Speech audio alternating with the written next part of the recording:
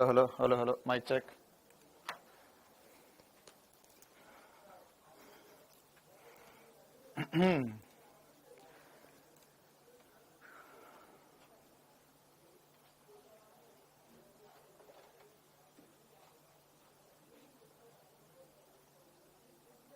Very good evening. कैसे हैं सभी? क्या हाल चाल सभी के?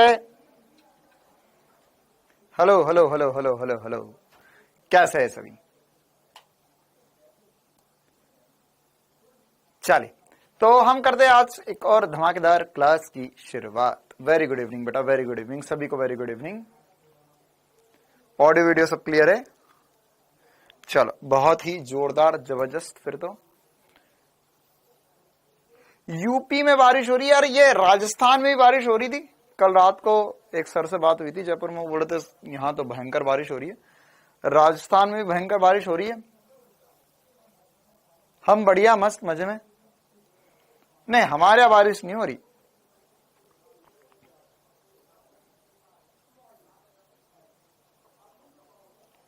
यूपी में पहुंच गई क्या बारिश? चलो बढ़िया है। हाँ, राजस्थान में सब जगह बारिश हो रही है।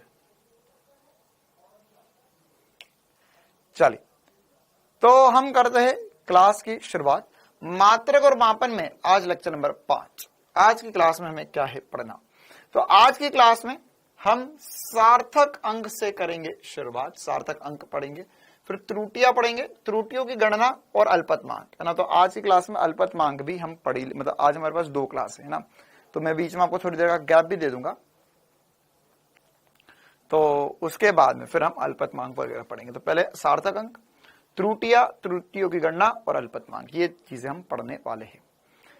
चल, कामेश सर से भी बात होगी, पार्थ से भी बात होगी। तो कामेश सर कल या परसों में दोनों आ जाएंगे ना, मतलब 90% चांसेस है कि कल दोनों में से एक तो आ ही जाएंगे, और फिर परसों के दिन तो दोनों आ ही जाएंगे। एमपी में भी बारिश हो रही है क्या? अरे गजब। चल, हाँ, तो हम क्लास की शुरुआत करते हैं। ये 2 सवाल जो है मैंने आपको होमवर्क में दिए थे, 2017 का और 2015 का। कितनों से बन गए? 2 सवाल मैंने आप लोगों को होमवर्क में दिए थे, एक नीट 2017 का, एक नीट 2015 का। आंसर्स क्या है एक बार मैं बता देता हूं आपको। कितनों से बने?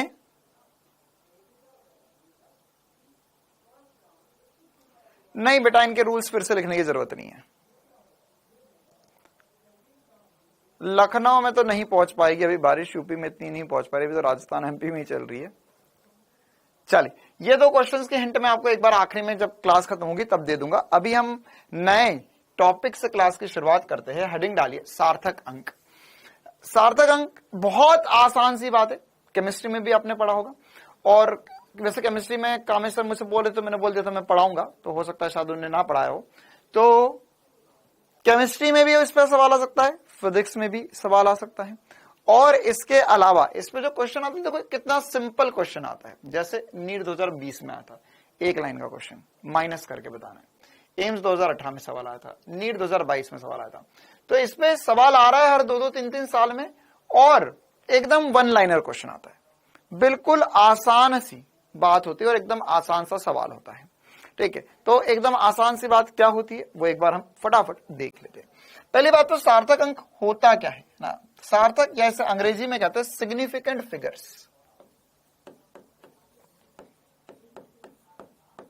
सिग्निफिकेंट फिगर्स मतलब क्या हुआ कि जैसे आपने कोई भी आंसर लिखा, आपने कोई भी वैल्यू मापी।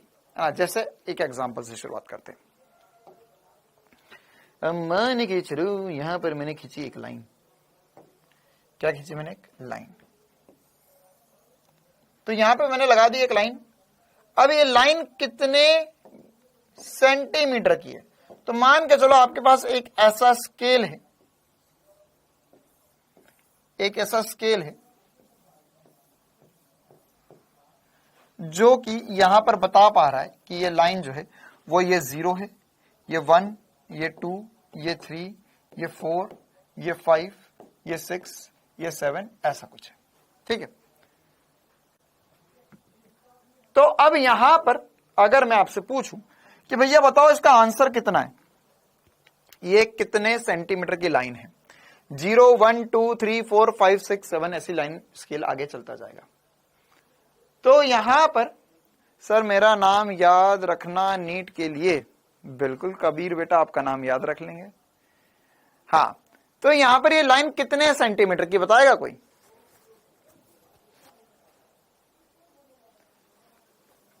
बेटा टेलीग्राम पे प्रैक्टिस क्वेश्चंस डाल दिए मैंने। हाँ, अब देखो 5 सेंटीमीटर की, 5.5 सेंटीमीटर, 5.2 सेंटीमीटर या 6 सेंटीमीटर, मैं नहीं बता सकता, मैं नहीं बता सकता। इतना पक्का है सर कि यह 5 सेंटीमीटर की है, 5 सेंटीमीटर की लाइन है, ठीक है।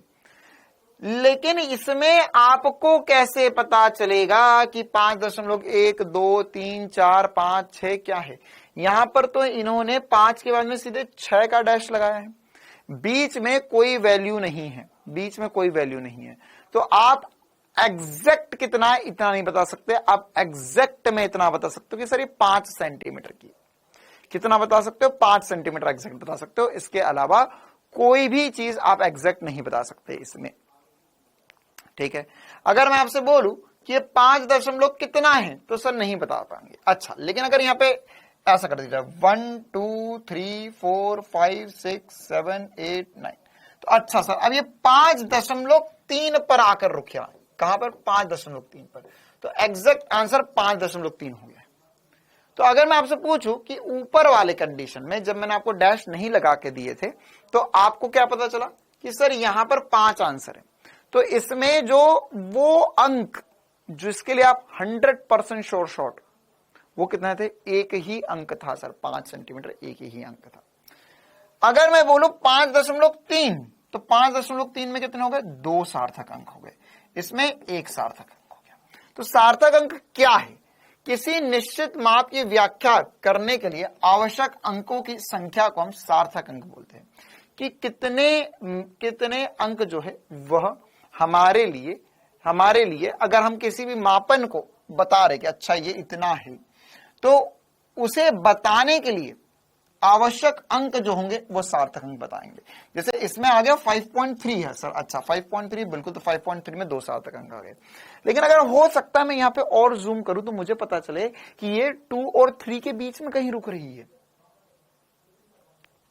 ना, तो मैं वहां पर एक और अंक लाने के लिए मुझे और अच्छा स्केल चाहिए और बेहतर स्केल चाहिए। तो अभी अगर मैं इतने से मापूंगा तो मैं बोल सकता हूं इसमें 2 सार्थक अंक है, अगर मैं 5 लिख रहा हूं तो इसमें 1 सार्थक अंक है।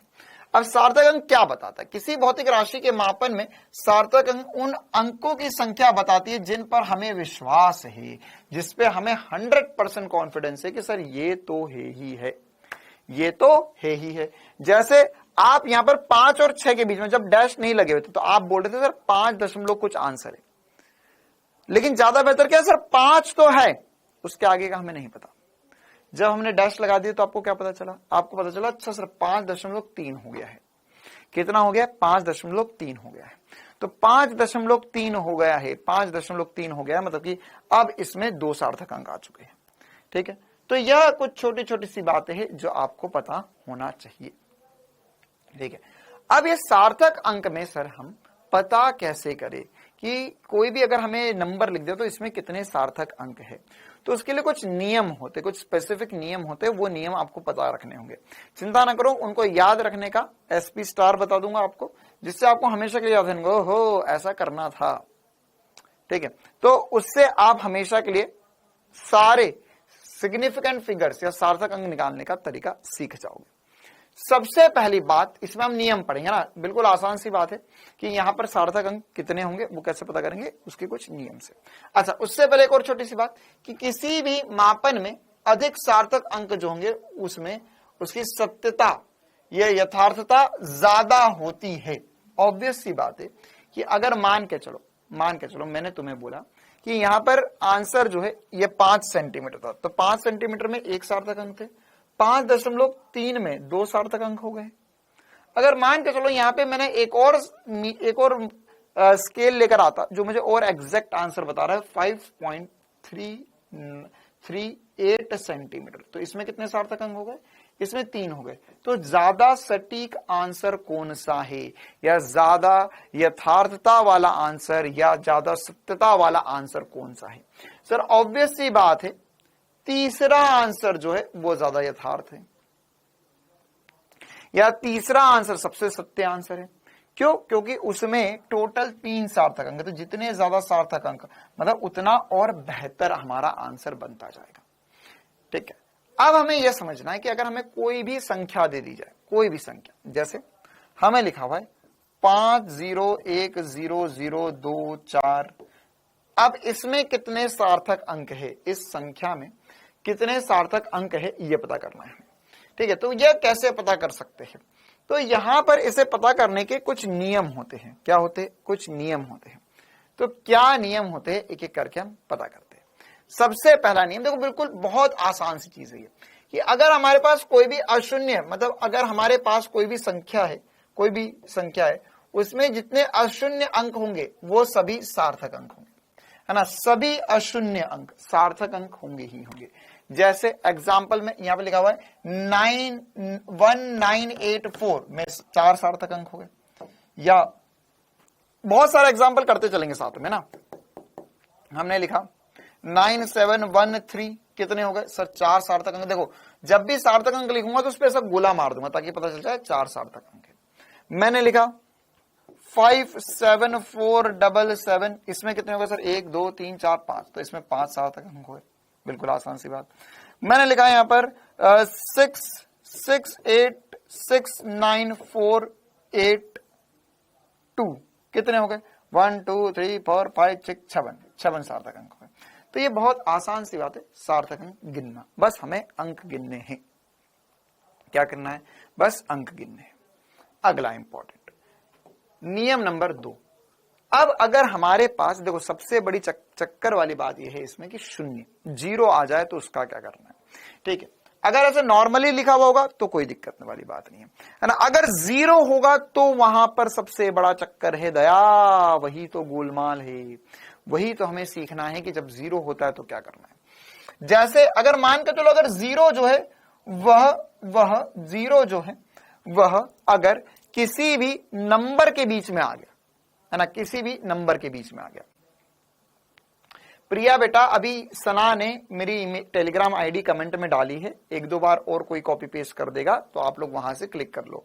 क्योंकि चक्कर यह है कि बहुत सारे दूसरे लोगों ने ना, जो दूसरे देश वगैरह के लोग है, समझ रहे हो ना, तो उन लोगों ने क्या किया कि फेक आइडिया बना लिए ताकि बच्चे कैप्चर कर ले जाए इधर उधर। तो उस चक्कर में क्या होता है कि मैं आपको लिखूंगा यहाँ पर और आप किसी दूसरी आईडी को ज्वाइन कर लोगे। तो इससे बेहतर है कि आप जो है वो लिंक के थ्रू ज्वाइन कीजिए, या इसके अलावा अगर आप लोग बोलोगे तो कल मैं यहाँ पर, या अभी इसके बाद वाली जो क्लास होगी तो यहाँ पर स्कैनर लिया आऊंगा ना, तो वो स्कैन कर लेना आप, तो स्कैन करते से आप सीधे सीधे ज्वाइन कर पाओगे। चलो ओके, अब यहां पर हम आगे बढ़ते हैं, या अभी ये कमेंट में कुछ बच्चों ने डाली है लिंक, तो उनसे ले सकते हो आप।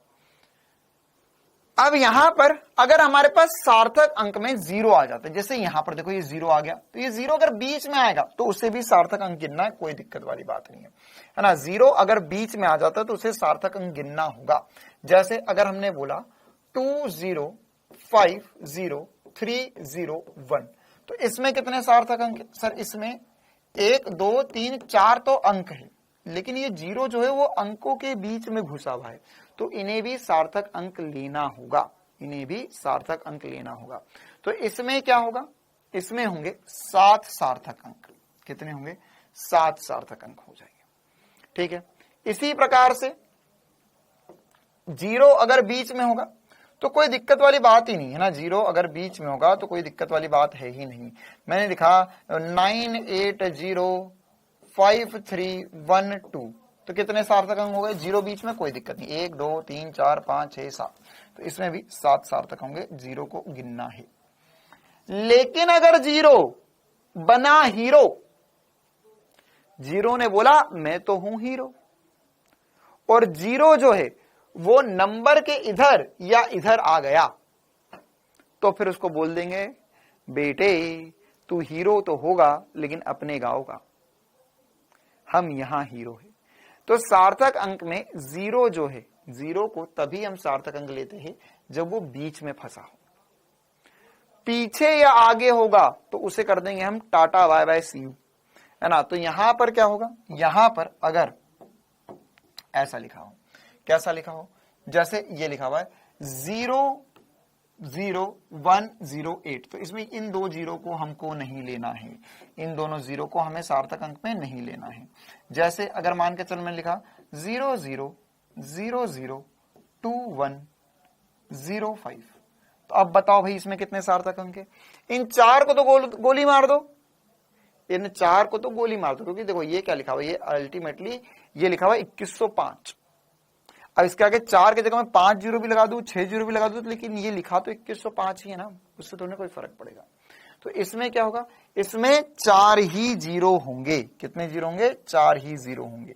अगर इसी प्रकार से यहां पर लिखा होता 000200100 बस, तो कितने जीरो होते हैं सर, सभी कुछ जीरो है, लेकिन इन दोनों को हमको उड़ा देना है, 1 2 3 4 5 6 7। फिर से क्या 7 अंक है यहां पर, क्या 7 सार्थक अंक हो गए हैं, क्या 7 सार्थक अंक हो गए हैं। अच्छा सर, लेकिन अगर पीछे जीरो लगा दे तो, पीछे जीरो लगा दे तो अगर हमारे पास पीछे जीरो होंगे, पीछे जीरो होंगे तो वो सार्थक अंक में नहीं गिने जाएंगे। ये रूल नंबर 6 लिखा हुआ है, लेकिन मैं पहले आपको यहां पर बता रहा हूं। जैसे रूल नंबर 6 में लिखा हुआ है कि किसी संख्या की दशमलव बिंदु ना हो, तो यहां पर शून्य को सार्थक अंक में नहीं लेना है। जैसे देखो इसमें 3 ही सार्थक अंक है, मतलब सर, मतलब एग्जाम्पल मैंने लिखा है यहां पर 5 0 1 0 0 2 0 0 0 0 3 0 0, कितने सार्थक अंक होंगे। तो देखो सर, यहां पर कुल मिला के यह 1 2 3 4 5 6 7 8 9, इसको नहीं गिनना है। 9 सार्थक अंक होंगे, 9 सार्थक अंक होंगे। क्या ये बात समझ रही है आप सभी को, है ना। ऐसा समझो कि हमें सार्थक अंक गिनना है तो चलाने हैं तीर। क्या करना है, तीर चलाने हैं, उड़ा दो, तीर चला के उड़ा दो या गोली मार दो। अब देख जीरो जो है ना, देख जीरो क्या है, जीरो बड़ी खतरनाक चीज है इस दुनिया में, बड़ी खतरनाक चीज है। अगर वो बीच में आ गया तो ठीक है, लेकिन अगर कोने काने में चले गया तो निपटा देंगे, कोने काने में चले गया तो निपटा देंगे। मतलब ऐसा है कि ये जीरो बहुत सारे कांड करके भागा है ना, बहुत सारे कांड करके भाग गया अपनी जिंदगी में। अब अगर ये बीच में किसी के जाके बैठ गया तो पकड़ा नहीं पाएगा, तो कोई नहीं पकड़ पाएगा। लेकिन अगर ये कोने काने में मिल गया तो इसे सीधे गोली से उड़ा दिया जाएगा, है ना, सीधे गोली से उड़ा दिया जाएगा। जैसे अगर मान के चलो, अगर हमने लिखा होता 0 0 0 1 0 1 0 0 0 0, तो अब क्या होगा, क्या कोई जीरो सुरक्षित है इस दुनिया में, है ना। कहां है सुरक्षा, क्या कोई सुरक्षित है इस दुनिया में, नहीं। ऐसे काम करके भागोगे तो उड़ा दिए जाओगे। 1 2 3 1 2 3 4 उड़ा दो सबको, बस ये 3 ही सार्थक अंक है ना। सीधे जहां दिखे गोली से उड़ा दिया जाए, जहां दिखे गोली से उड़ा दिए जाएंगे जीरो। बस किसी के बीच में होगा तो नहीं उड़ा पाएंगे,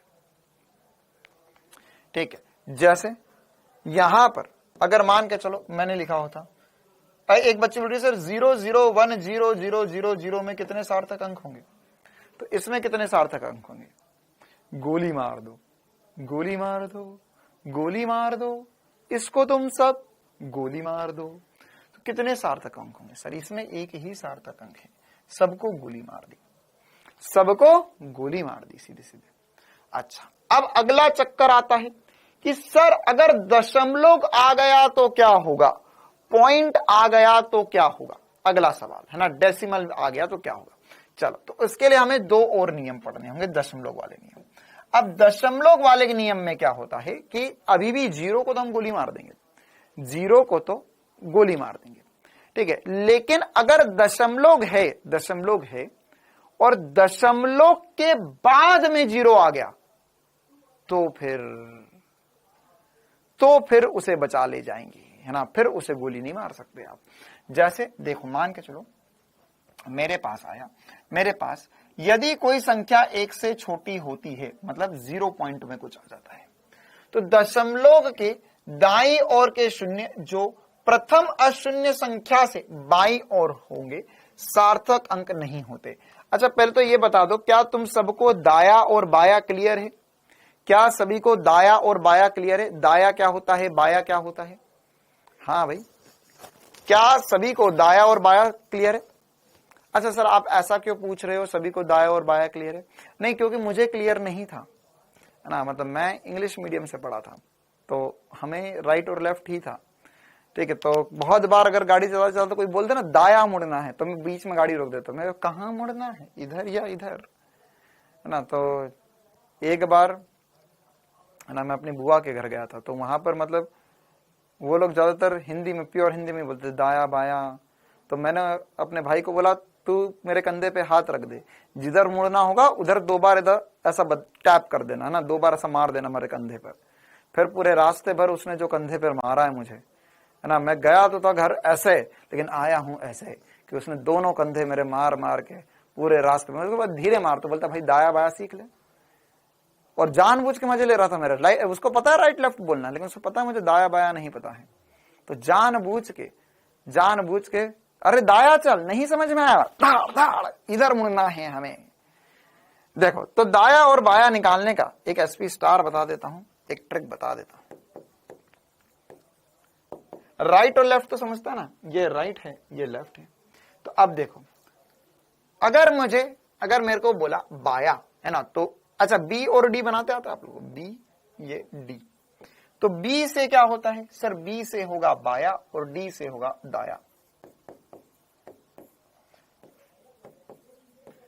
ठीक है। अब क्या होगा सर, अब यहां पर अगर मैं दाई ओर बोल रहा हूं, तो देखो ये बना डी, देखो देखो देखो देखो, ऐसी उंगली करो, ऐसी उंगली करो, ये बना डी, ये बना डी, तो ये बन गया दाया, ये क्या बन गया दाया, मतलब इधर वाला हाथ जो है वो दाया हाथ हो गया, राइट वाला। और ये बना बी, ये क्या बना सर, ये बना बी, तो बी मतलब बाया, ये बन गया बी, बी मतलब बाया, तो मतलब उल्टा हाथ जो हो गया वह सर बाया हो गया, ठीक है। तो आसान सी बात है, जहां पर डी बन रहा है और जहां पर बी बन रहा है देख लो, तो यहां पर सर डी बना तो ये डी बना, तो यहां पर ये दाया हो गया, और इधर बी बना तो ये बाया हो गया, कहानी खत्म। चलो आगे बढ़ते हैं। हाँ भाई, वैसे पिछले साल भी वाली बात बताई थी मैंने। अगर हम आगे बढ़े, तो अब इसने क्या बोला, इसने बोला दाई ओर के शून्य, मतलब सर इस ओर के शून्य जो प्रथम अशून्य संख्या की बाई ओर है, तो प्रथम अशून्य संख्या क्या होगी ये, तो इधर आने वाले, इधर संख्या में इधर आने वाले 0 जो प्रथम अशून्य संख्या के पहले है वह सार्थक अंक नहीं होंगे, वो सार्थक अंक नहीं होंगे, ठीक है। तो ये सार्थक अंक नहीं है। कौन सार्थक अंक नहीं है सर, जैसे अगर मैंने लिखा देखो सीधी सीधी समझ लेते हैं हम बिना किसी मेहनत के, मैंने लिखा 0.0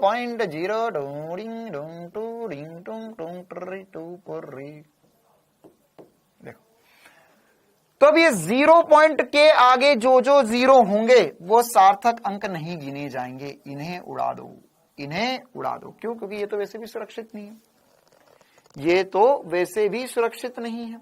तो इसमें कितने सार्थक अंक होंगे, इसमें होंगे 1 2 3 4 5, कितने हो गए 5 सार्थक अंक हो गए, ठीक है, 5 सार्थक अंक हो गए। हमें हमारा मेन खेल जो है, हमारा जो मेन खेल है वो 0 को देखना है, 0 जो उस तरफ और इस तरफ है, बस उसी में खेलना है हमें। अब यहां पर अगर मैंने लिखा होता 0.0000123, तो कितने सार्थक अंक होंगे, ये सबको उड़ा दो, 1 2 3 सार्थक अंक है बस, 3 सार्थक अंक है बस, ठीक है। अच्छा सर अगर 0 इधर आ गया तो, 0 इधर आ गया तो, हाँ अगर 0 इधर आ गया तो उसे फिर बस एक ही कंडीशन है जहां पर 0 बच सकता है, एक ही कंडीशन है जहां 0 बच सकता है, क्या कि पॉइंट भी आ जाए और 0 जो है वो अशून्य संख्या के पीछे चले जाए, तो 0 बच जाएगा। एक लौती कंडीशन है जब 0 बच के भाग सकता है, क्या? 0.0027270300। ठीक है, अब यहां पर गोलियां चली तो ये उड़ गया, ये उड़ गया, ये उड़ गया। ठीक है, लेकिन अब ये तो उड़ नहीं सकता क्योंकि ये तो इनके बीच में पड़ा हुआ है, ये तो इनके बीच में पड़ा हुआ है। और सर इन दोनों का क्या होगा? ये दोनों बच के भाग लिए।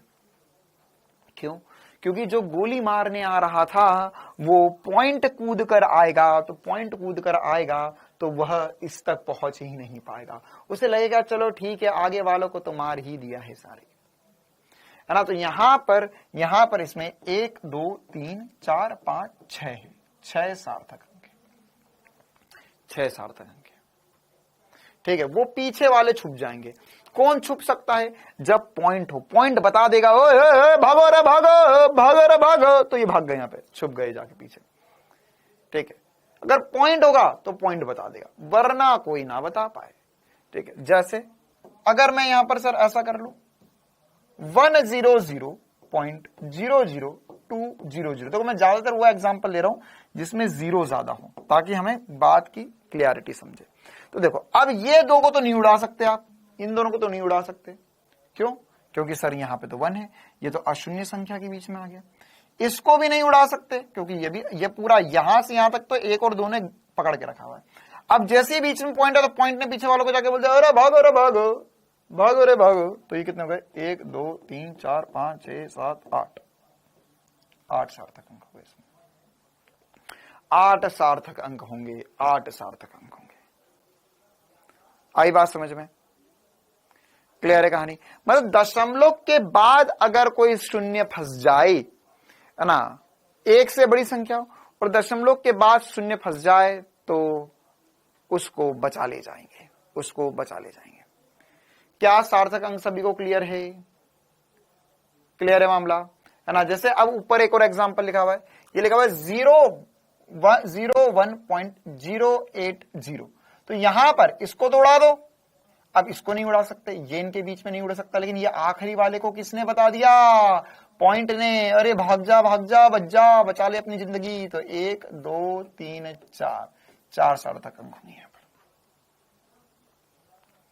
ठीक है, 4 सार्थक अंक होंगे। चलो, क्लियर है कहानी यहां तक की? अब आगे बढ़ते, एक और नियम पढ़ते हैं हम, है ना। ये छठा नियम मैंने आपको ऑलरेडी पढ़ा दिया, आखिरी नियम। अब अगर मान के चलो हमें कुछ ऐसा दे दिया जाए, कैसा? 10 की घात कुछ कुछ दे दिया जाए।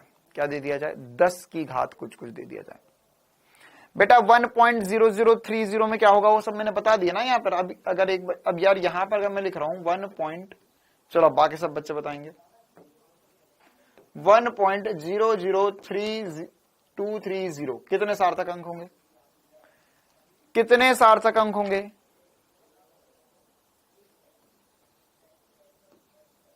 कितने सार्थक अंक होंगे? जल्दी बताएंगे।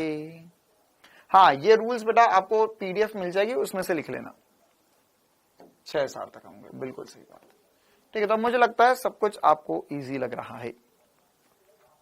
अच्छा, लास्ट रूल कि अगर मान के चलो ऐसा कुछ हो जाए, 10 की घात में कुछ आ जाए, 10 की घात में कुछ आ जाए, ठीक है, तो इसमें कितने सार्थक होंगे, अंक होंगे? तो इसमें 10 की घात में जो लिखा हुआ उसको सार्थक अंक में नहीं गिनना है। जैसे अगर मान के चलो मैंने लिखा यहां पर 5.2 इंटू 10 की पावर 3, तो इसमें 2 ही सार्थक अंक होंगे, इसमें 2 ही सार्थक अंक होंगे। 2 कौन है सर? 5 और 2 बस, इसको नहीं लेना है, इसको नहीं लेना है। अगर मैंने लिखा होता 0.97135 इंटू 10 की पावर 10, कितने सार्थक अंक है? 1 2 3 4 5, बस इसको गिन लो, इसको नहीं गिनना है। 10 की घात में कुछ भी हो जाए उससे सार्थक अंक पे कोई फर्क नहीं पड़ता। ठीक है, तो यहां पर क्यों नहीं फर्क पड़ता? क्योंकि देखो अगर तुम उसको चेंज करोगे ना, तो चेंज करके क्या लिख सकते हो? जैसे अगर मान के चलो मैंने इसे चेंज करना चाहा, अगर मैं 10 की घात के रूप में नहीं लिखता, मैं इसे नॉर्मल लिखना चाहता, तो मैं इसे ऐसा लिख सकता हूं 5.5 5.2 इंटू 10 की पावर 3 को मैं लिख सकता हूं, देखो 5200। क्या ये दोनों एक ही चीज लिखी हुई? पहले तो ये बताओ, क्या ये दोनों एक ही चीज लिखी हुई है? क्या ये दोनों एक ही चीज लिखी हुई है? बिल्कुल सर, ये दोनों एक ही चीज लिखी हुई है। तो अगर ये दोनों एक ही चीज लिखी हुई है तो मैं ये पूछूं या ये पूछूं, दोनों में सार्थक अंक सेम होने चाहिए। ठीक है, अब हमने अभी नियम क्या पढ़ा? जीरो को उड़ा दो सर, ये पॉइंट तो है ही नहीं यहाँ पे, तो पॉइंट है नहीं तो सारे जीरो उड़ जाएंगे, तो ये जीरो उड़ जाएंगे, तो इसमें भी दो सार्थक अंक होने चाहिए। तो जब इसमें दो है तो इसको दशमलव के रूप में लिखूं तो भी समान सार्थक अंक ही बचने चाहिए, समान सार्थक अंक ही बचने चाहिए। आगे बात समझ में क्लियर है मामला, है ना? तो यहां पर ये सेम ही होगा, सेम ही होना चाहिए। तो वो मल्टीप्लाई में कुछ भी लिख दो, उससे कोई फर्क नहीं पड़ता। ठीक है, चल अब हम बढ़ते हैं आगे और करते हैं और कुछ मजेदार बातें। हाय हाय हाय हाय, अब हम बढ़ते हैं आगे और करते हैं और कुछ मजेदार बातें। अब अगर मान के चलो एक लास्ट बात जिससे मैक्सिमम सवाल आया हुआ है, जैसे नीट में जो सवाल आया हुआ है, एम्स में जो सवाल आया हुआ है, नीट 2022 में जो सवाल आया हुआ है ना, उनमें सबसे इंपॉर्टेंट सी बात क्या है? आपको सीधे ये ना पूछते हुए आपको कुछ ऐसा पूछा जाएगा। कैसा पूछा जाएगा? आपको मल्टीप्लाई डिवाइड की बातें पूछी जाएगी, प्लस माइनस की बातें पूछी जाएगी, है ना? तो यहां पर क्या होगा कि अगर मान के चलो हमारे पास हमने दो चीजों को जोड़ा या घटाया, है ना, दो संख्याओं को जोड़ा या घटाया, तो जोड़े या घटाने जाने पर अगर मान के चलो आंसर जो आया उसमें कितने सार्थक अंक रखना है। जैसे मैंने घटाया 12.587 को माइनस किया 12.5 से, तो आंसर जो होगा उसमें कितने सार्थक अंक होंगे, उसमें कितने सार्थक अंक होंगे। तो आंसर जो है सर, पीछे वाले में यूनिट जो है वो बता दीजिए, यूनिट कहां आई इसमें? भाई मैं सब कुछ बताता चल रहा हूं, मेरे को लग रहा है ये बच्चा पीछे रह गया क्लास में, कोई बात नहीं, चल। तो यहां पर अगर इनको घटाया हमने, तो घटाए जाने पर क्या होगा? घटाए जाने पर अगर हमने इनको माइनस कर दिया, तो माइनस करने पर हमारे पास जो संख्या जिसमें दशमलव के बाद न्यूनतम होंगे सार्थक अंक, उतने ही सार्थक अंक हमें आंसर में रखने। मतलब कि संख्याओं के जोड़े अथवा घटाए जाने पर प्राप्त अंतिम परिमाण में दशमलव के बाद उतने ही सार्थक अंक रखने हैं जितने जोड़े या घटाई जाने वाली राशि में दशमलव के बाद कम से कम हो, दशमलव के बाद कम से कम हो। जैसे देखो मेरे पास है 12.587 माइनस 12.5, ठीक है। इसमें दशमलव के बाद, टोटल नहीं देखना, दशमलव के बाद कितने सार्थक अंक? 1 2 3, सर दशमलव के बाद 3 सार्थक अंक, इसमें दशमलव के बाद में 1 सार्थक अंक है। तब हमारा आंसर आएगा इनको घटाने पे 0.087। लेकिन मुझे आंसर में क्या करना है? मुझे आंसर में यहां पर एक ही सार्थक अंक रखना है दशमलव के बाद। दशमलव के बाद एक ही सार्थक अंक रखना है, तो दशमलव के बाद एक, इसको राउंड ऑफ करूंगा मैं, तो राउंड ऑफ करके क्या लिख सकते हैं हम? इसको राउंड ऑफ करके मैं 0.1 लिख सकता हूं। कैसे? अभी राउंड ऑफ या पूर्णांक के नियम भी मैं तुम्हें समझाऊंगा। तो आंसर के बाद में, है ना, यहां पर आंसर के बाद में एक ही सार्थक अंक होना चाहिए, आंसर के बाद में एक ही सार्थक अंक होना चाहिए, ठीक है। तो इसमें हमने इसे राउंड ऑफ किया और आंसर के बाद एक सार्थक अंक लेकर आ गए, यही हमारा सही जवाब होगा, ठीक है। जैसे और एग्जांपल्स करते हैं इस पे। मान के चलो हमने यहां पर लिखा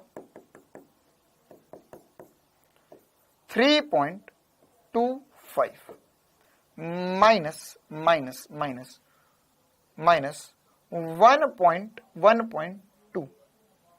एक काम करो, यहां पे 1.1 कर लेते, चलो 1.1 कर लेते। अगर मैं माइनस करूंगा या अच्छा चलो एक काम करते, प्लस करते, माइनस वाला एक एग्जांपल हो गया, प्लस वाला एग्जांपल करते। तो प्लस करने पर क्या आएगा?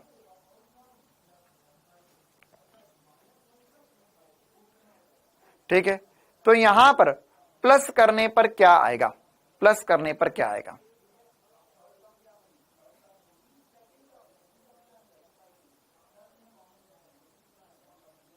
प्लस करने पर क्या आएगा?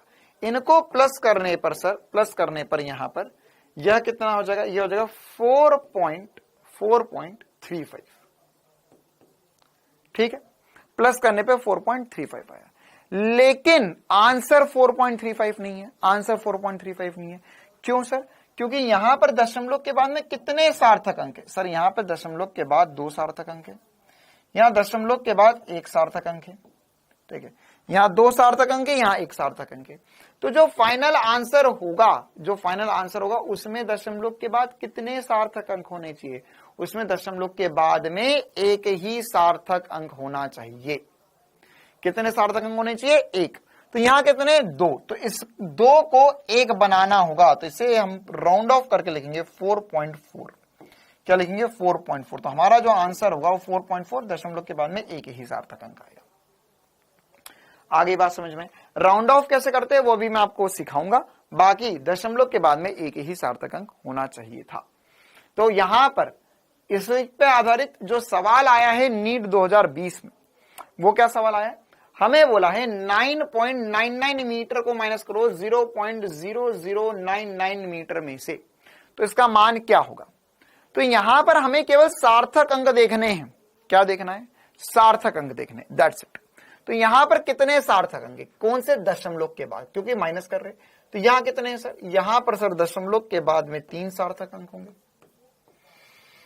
नहीं 2 होंगे। यहां कितने हैं दशमलव के बाद? सर यहां पर ये तो उड़ जाएंगे, तो यहां भी 2 ही सार्थक अंक है। तो जो आंसर होगा उसमें भी कितने सार्थक अंक होने चाहिए? दशमलव के बाद में 2 होने चाहिए। तो सर यहां तो 1 ही है, तो ये गलत हो गया। यहां पर तो सर 4 है, ये भी गलत हो गया। यहां पर 3 है, ये भी गलत हो गया। यहां पर 2 है, तो यह सही होगा। क्या ये बहुत आसान सी कक्षा 5वीं वाली बात सभी को समझ में आ गई? क्लियर है कहानी?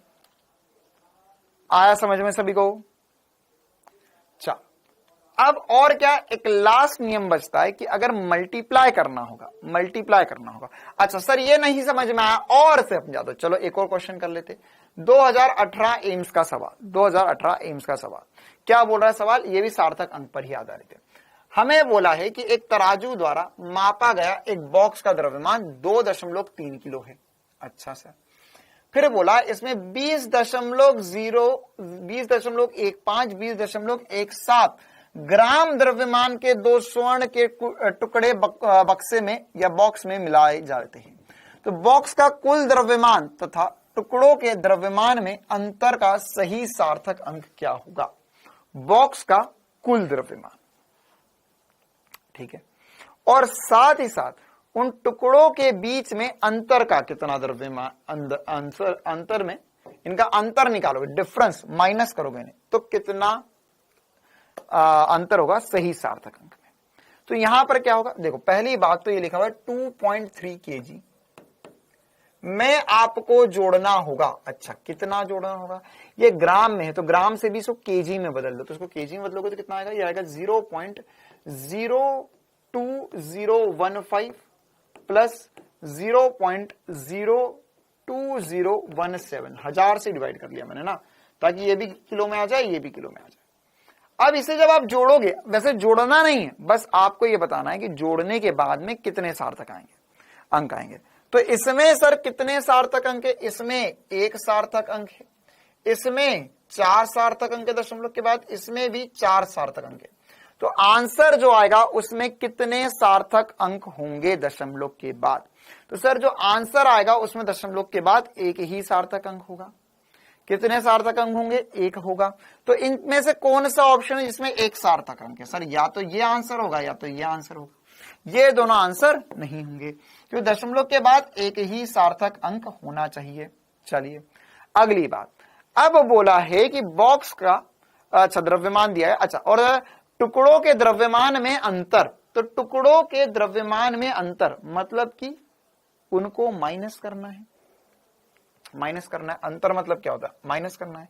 किनको माइनस करना है?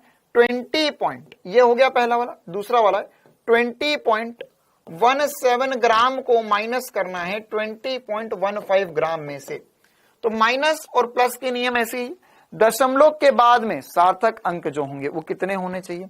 सर यहां पर दशमलव के बाद, यहां पर दशमलव के बाद कितने सार्थक अंक है? सर यहां पर 0 पॉइंट, ठीक है।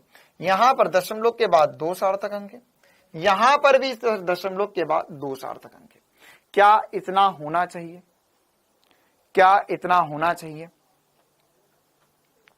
ठीक है, तो क्या यहां पर ये आंसर हो सकता है? नहीं सर, 0 में तो कोई सार्थक अंक ही नहीं है। तो यहां पर जो आंसर होगा वह दूसरा वाला सही आ जाएगा। क्लियर है? तो ये दोनों गलत हो गए, ये भी गलत हो गया, केवल एक ही ऑप्शन है जो इसके करीब है या मैच करता है। इसी प्रकार से आखिरी नियम जो है वह क्या कहता है कि अगर हमने मल्टीप्लाई किया, दो संख्याओं का गुणा किया, तो गुणा करने पर, है ना, गुणा करने पर अब हमें टोटल सार्थक अंक देखने हैं, टोटल सार्थक अंक देखने हैं, है ना, टोटल सार्थक अंक देखने। मतलब सर क्या हुआ? टोटल सार्थक अंक कितने होंगे? सर टोटल सार्थक अंक, अच्छा एक मिनट यार, पीछे वाले में ना एक छोटी सी गड़बड़ भी है, यहां पे एक 0 लगा लो, मतलब लगाना पड़ेगा क्योंकि आंसर वजह थोड़ी टाइपिंग मिस्टेक हुई यहां पे। 0.020 ग्राम, तो यह अब एग्जैक्ट 2 सार्थक अंक मैच हो जाएंगे। अच्छा हाँ, मल्टीप्लाई करने पर क्या होगा? अगर मल्टीप्लाई करेंगे हमने 2 संख्याओं का जब भी गुणा किया तो टोटल सार्थक अंक गिनने, क्या करना है? टोटल सार्थक अंक। तो जो जैसे 2.4 है इनटू हमने करा है 3.65, तो जब इनको मल्टीप्लाई करेंगे तो मल्टीप्लाई करने के बाद में इसमें कितने सार्थक अंक है? 2, इसमें कितने? 2, 3, यहां पे 3 है, तो आंसर जो होगा उसमें 2 सार्थक अंक होने चाहिए, न्यूनतम सार्थक अंक वाला आंसर होगा। तो यहां पर संख्याओं के गुणा अथवा भाग करने से प्राप्त परिमाण में केवल उतने ही सार्थक अंक रखने चाहिए जितने कम से कम सार्थक अंक वाली मूल संख्या में हो। तो कम से कम सार्थक अंक वाली मूल संख्या, सर इन दोनों में से कम किसके पास है? इसके पास है। तो आंसर में भी 2 ही सार्थक अंक रखेंगे, है ना, आंसर में भी 2 ही सार्थक अंक रखेंगे। क्या ये सार्थक अंक वाली कहानी सभी को क्लियर है?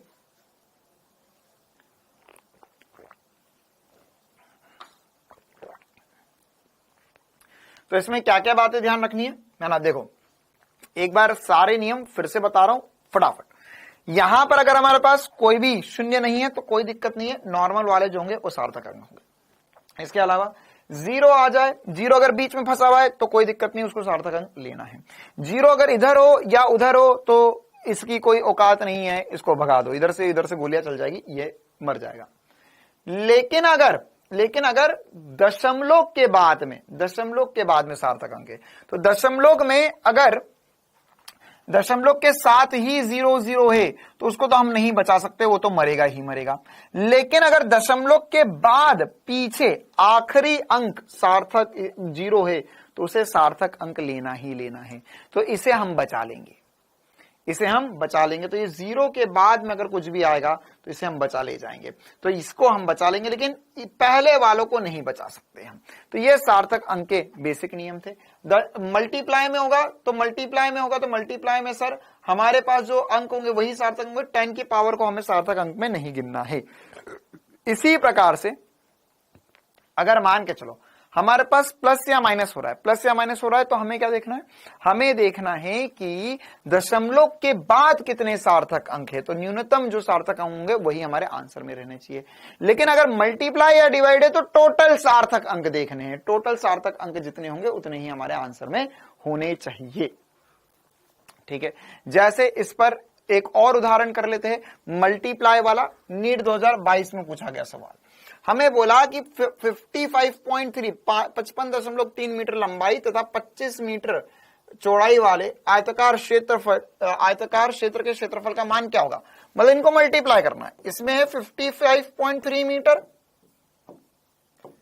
इंटू 25 मीटर, तो कितने सार्थक अंक है? सर इसमें 3 है, इसमें 2 है, तो आंसर जो होगा, अबे मल्टीप्लाई करने मत बैठ जाना एग्जाम में, आंसर जो होगा उसमें 2 सार्थक अंक होने चाहिए। अब कौन सा आंसर है जिसमें 2 सार्थक अंक है? 2। तो सर इसमें 1 2 3 4 5 5 सार्थक अंक हो गए, इसमें 1 2 3 3 हो गए, इसमें 1 2 3 4 4 इसमें 2 हो गए। तो आंसर क्या हो गया? फर्स्ट वाला। बस इतना सा करना है। कहां लगे हो चक्कर में, बस इतना ही करना है रे मेरे प्यारे। ठीक है चंपकलाल,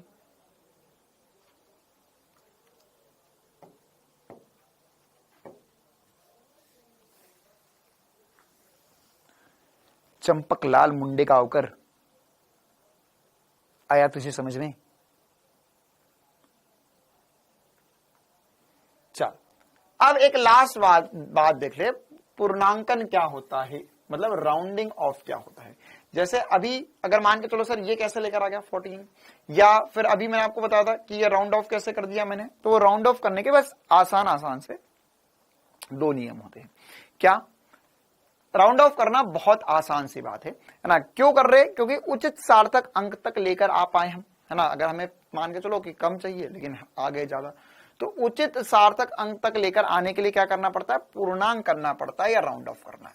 अब ये सब कहां काम आएगा? अगर आप कोई भी न्यूमेरिकल सॉल्व करोगे तो उसमें आंसर जो दोगे आप, वो कितने अंक तक दोगे, दशमलव के बाद में कितने अंक तक दोगे, वो सब कुछ इससे पता चलता है।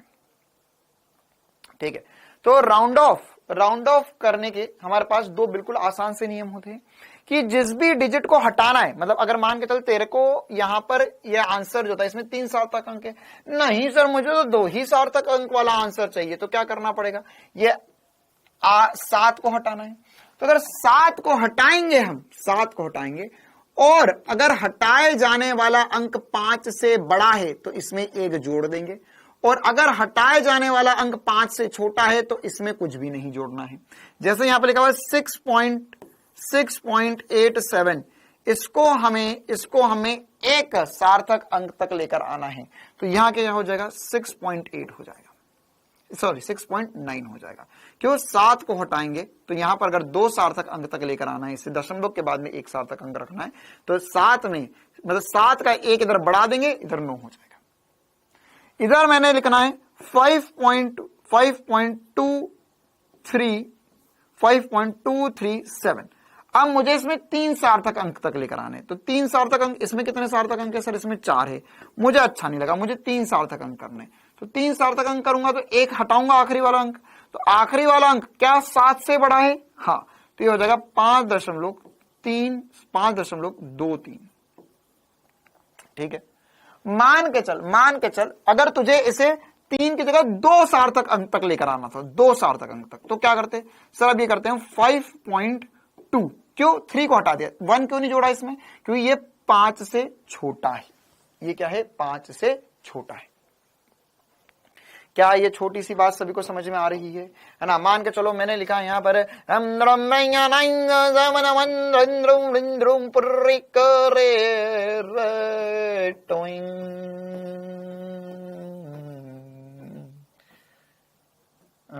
चलो, इसमें कितने सार्थक अंक है? इसमें कितने सार्थक अंक है? कितने सार्थक अंक है? कितने सार्थक अंक है?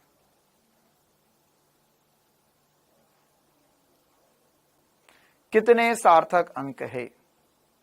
अच्छा हाँ, यहां पर 1 मिनट, यहां प्रिंटिंग मिस्टेक है, यहां पे 5.3 होगा, 5.23 की जगह 4 होगा, 24।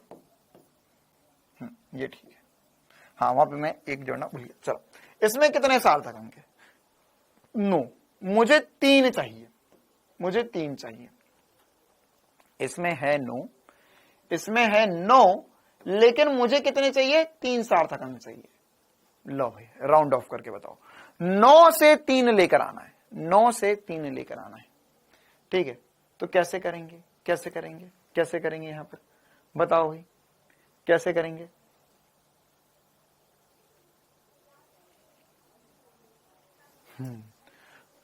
तो सर ये 2 हटेगा, तो इसको तो हटा दो, इससे तो कोई मतलब नहीं है ना, यहीं से हटाते जाऊं, ये 2 हट जाएगा। अच्छा सर ये 9 है, तो ये 9 इसको 8 को 1 देके जाएगा, तो यह हो जाएगा 97.13 7 2 ये जाएगा तो इसे 1 देकर जाएगा तो 8 का 9 हो जाएगा। अब ये 9 जाएगा तो इसको 1 देकर जाएगा तो ये 97.1373 हो जाएगा ये, क्योंकि 9 इसको 1 देखेगा। अब 3 उतरेगा तो इसको कुछ नहीं देकर जाएगा 9713। अच्छा सर 7 ये उतर गया, अब 7 उतरेगा तो इसको 1 देकर जाएगा तो ये जगह 97.14 हो जाएगा। 4 उतरेगा तो इसको कुछ नहीं देकर जाएगा तो ये जगह 97.1। ये 3 सार्थक अंक में हो गया।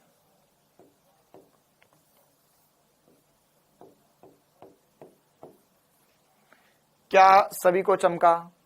97.1 आंसर आ जाएगा। एक ये 3 सार्थक अंक में आ गया। जितने सार्थक अंक में बोले कर लो, कोई दिक्कत नहीं है। क्लियर है कहानी? क्लियर है मामला? प्रदीप बेटा अभी मैंने तुझे बताया कि 5.00 होगा तो इसमें 0 के बाद ये 5 आ गया, तो अब इसके बाद वाला जो अंक होंगे इनको सार्थक अंक में गिनना है तो ये 3 हो जाएंगे, खत्म बात। 1 घंटे से परेशान है, ठीक है। अब सर अगर आखिरी में 5 हो जाएगा तो क्या हो जाएगा? अगर आखिरी में 5 होगा तो क्या होगा? तो आखिरी में 5 होगा तो इसमें 2 कंडीशन आ जाएगी। क्या? एक अच्छी कंडीशन, एक बुरी कंडीशन। एक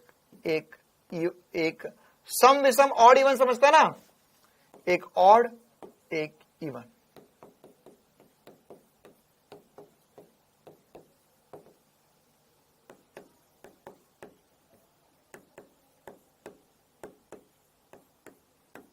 ठीक है। अब अगर इवन होगा तो ये बहुत प्यारा है और ऑड होगा तो बहुत बुरा है। तो यहां पर अब ऑड और इवन में क्या अंतर होगा और कहां पर ऑड कहां पर इवन? देखो अगर मान के चलो आखिरी अंक जो है वो 5 आ जाए, जैसे ये हो जाएगा 5, ये हो जाएगा 4.35 और एक है 4.45। 2 एग्जांपल देखते हैं, ठीक है। अब अगर आखिरी वाला 5 आ गया, तो अगर आखिरी वाला 5 आ गया तो इसमें आखिरी अंक 5 आ गया। अब क्या करें सर, हमें 2 सार्थक अंक चाहिए, तो इसमें अब इसके पहले वाला देखेंगे। क्या देखेंगे? पहले वाला। अगर इवन है, इवन मतलब सम है, तो वो सम को कोई दिक्कत नहीं है, वो अपनी जिंदगी में खुश है, उसे कोई लालच नहीं है, वो बढ़िया है, अपनी जिंदगी में मजे काट रहा है। तो इसमें कुछ नहीं करना है, जो नॉर्मल था उसे नॉर्मल ही रहने देना। मतलब कि अगर यहां पर 4.45 था तो इसके 2 सार्थक अंक तक ले जाएंगे तो 4.4 ही रखेंगे, नहीं इसमें ऐड नहीं करेंगे। लेकिन अगर विषम हो गया तो ये लेगा बदला, बोलेगा तुमने मुझे ऑड या विषम नाम कैसे दे दिया, मैं लूंगा बदला, और ये हो जाएगा 4.4। इसमें एक जोड़ लेगा ये। विषम जो होगा है ना, विषम जो होगा, इवन जो होगा उसमें कोई डिफरेंस नहीं होगा, सम जो होगा उसमें कोई डिफरेंस नहीं होगा। विषम जो होगा, ऑड जो होगा, वो खून चूस लेगा, बोलेगा आज है मुझे बदला लेने का मौका, क्योंकि मैं हूं ऑड, है ना, मैं हूं विषम, मेरा नाम ही विषम इसलिए है ताकि मैं लोगों से बदला ले पाऊं, है ना। तो यही है बात छोटी सी, कि मेरा नाम है विषम और मैं लेता हूं लोगों से बदला। जब जब मेरे आगे 5 आता है तो मैं अपना एक बढ़ा लेता हूं, लेकिन सम को कोई दिक्कत नहीं है। अंशुल बेटा क्या करूं मैं तेरे दिमाग का, बोल, बेच आऊं मार्केट में?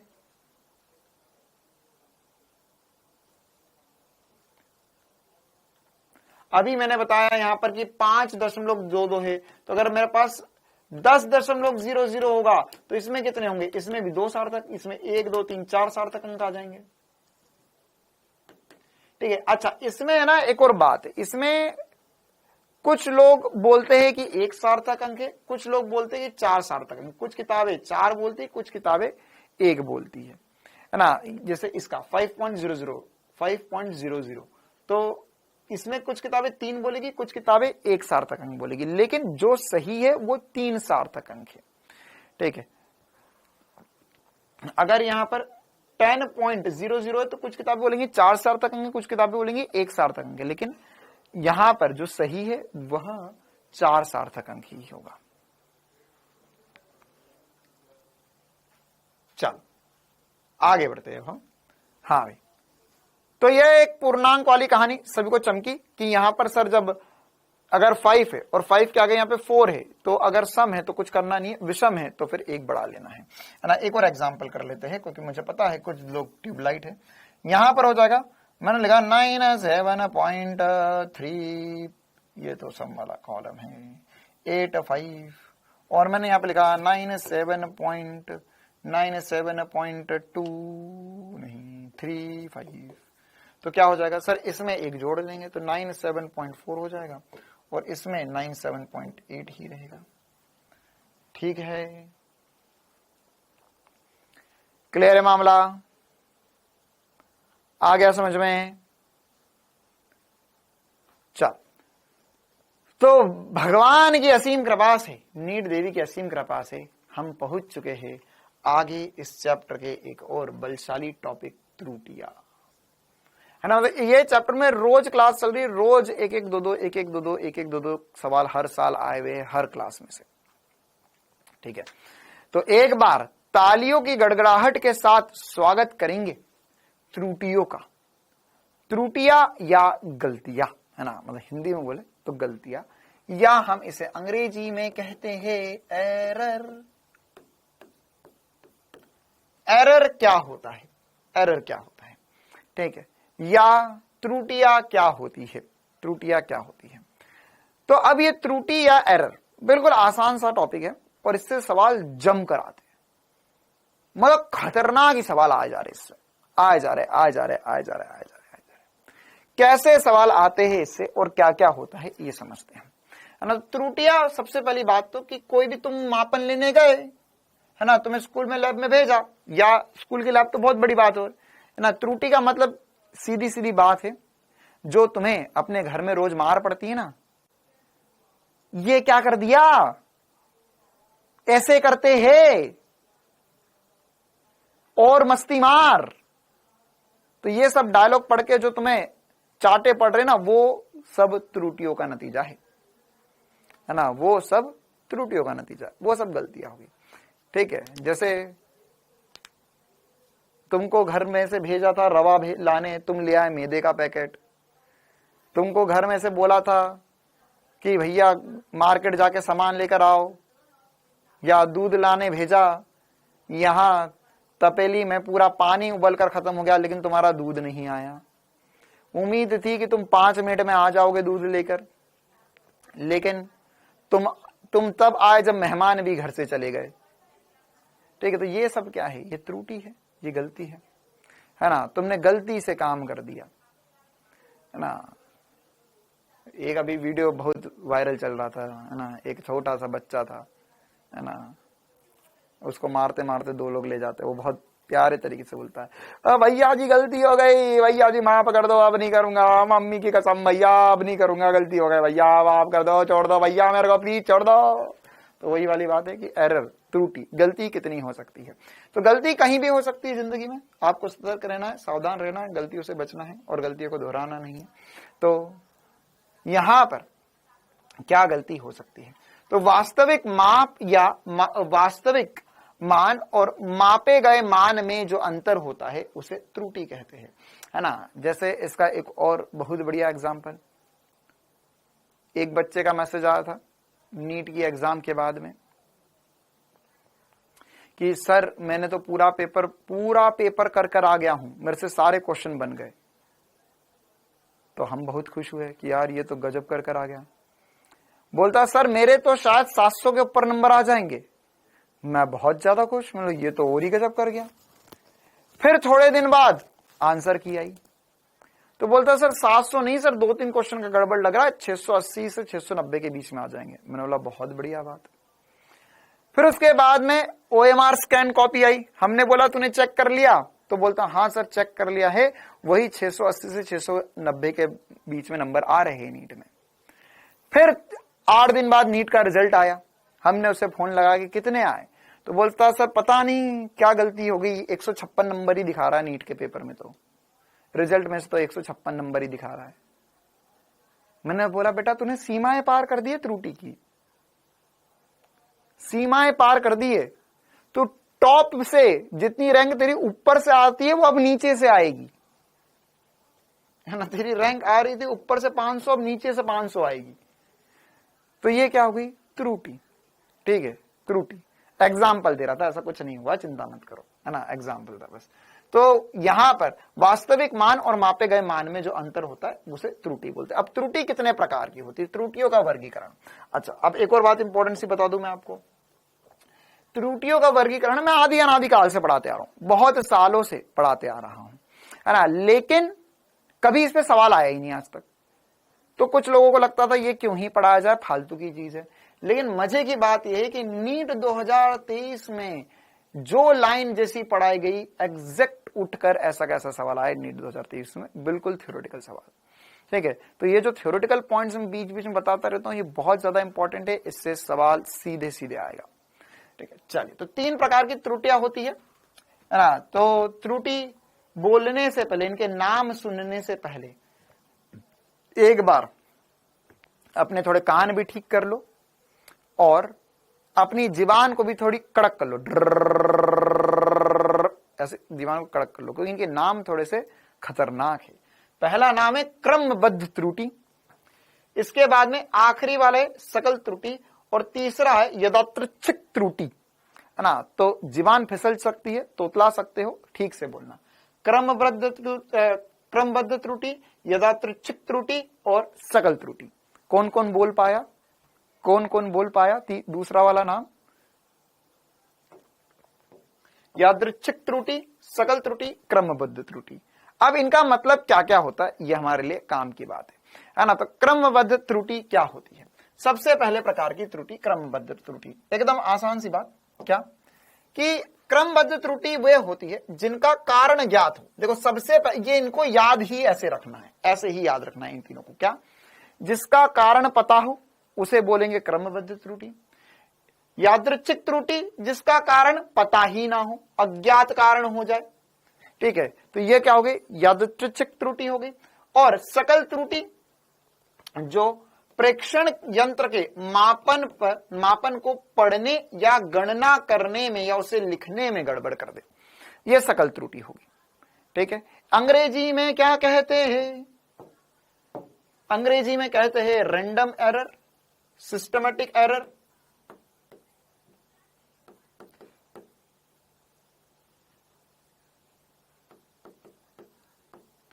Systematic error, random error. ठीक है, आगे भी बताएंगे इनका नाम, ये समझ में आया, बिल्कुल आसान सी बात। अब क्रमबद्ध त्रुटि में भी 3 प्रकार की अलग अलग त्रुटियां होती है। ठीक है, क्या क्या? उपकरणीय त्रुटि, वातावरणीय त्रुटि और प्रेक्षणात्मक त्रुटि। ठीक है, ये 3 प्रकार की होती है। देखो नाम, अगर तुझे थोड़ी सी हिंदी आती है ना, तो नाम से ही सब कुछ समझ में आ जाएगा। जैसे ये, इसका कारण पता है, ऐसी त्रुटि जिसका कारण पता हो। अब पता है तो क्या क्या हो सकता है, तुम्हारा उपक्रम, ये जो तुम्हारा उपकरण था वही खराब है, तुम्हें पता है कि स्केल खराब है, तो वो क्या होगी, उपकरण द्वारा त्रुटि होगी। ये त्रुटियां किसी उपकरण की अपूर्ण आकृति या दोषयुक्त बनावट या मापन उपकरण के गलत उपयोग के कारण उत्पन्न होती है, तो इन्हें क्या बोलते हैं, इन्हें उपकरणिक त्रुटि बोलेंगे।